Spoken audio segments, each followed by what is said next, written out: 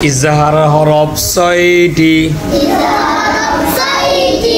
ইজহার হরফ ছয়টি। ইজহার অর্থ স্পষ্ট করিয়া পড়া।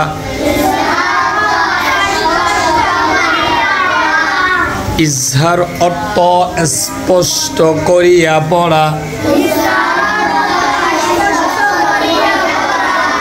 ইজহার হরফ কয়টি? কি কি?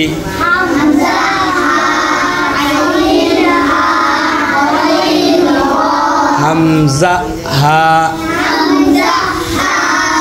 আইন হা, গইন খ। তাহলে কয়টা? কয়টা?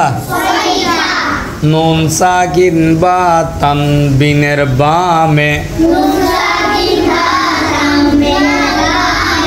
নুন সাকিন বা তানবিনের বামে।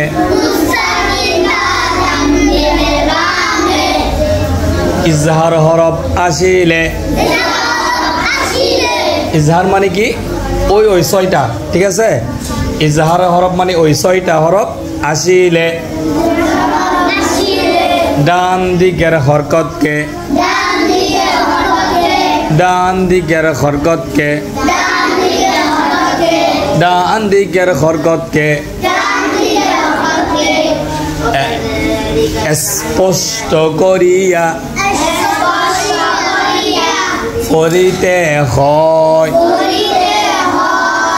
যেমন যেমন আলিমুন খবীর। তাহলে মিম দুই পেশ, আলিমুন, খ জবর খ। খয়টা কিসের হরফ? খয়টা কিসের হরফ? ইজহার। খ কিসের হরফ?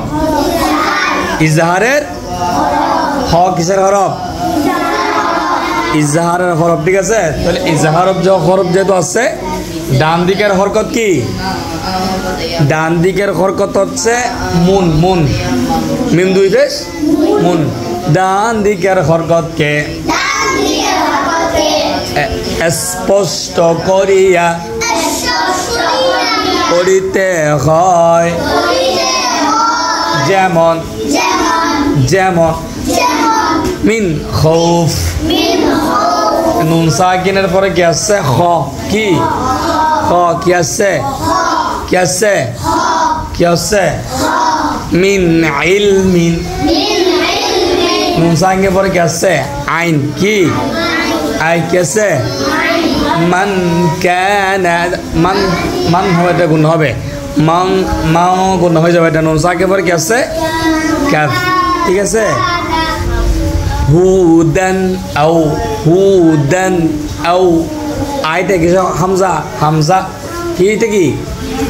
হামজা এটা কি? হামজা এটা কিসের হরফ? ইজহার হরফ। হ্যাঁ, হুদান আও যদি আর জায়গায় কি হইতো? কাফ হয়, তাহলে হুদান হইতো, ঠিক আছে? তাহলে মা কানা হুদান আও, হুদান আও। তাইলে ইজহার মানে আমরা কি পড়ব? স্পষ্ট করিয়া।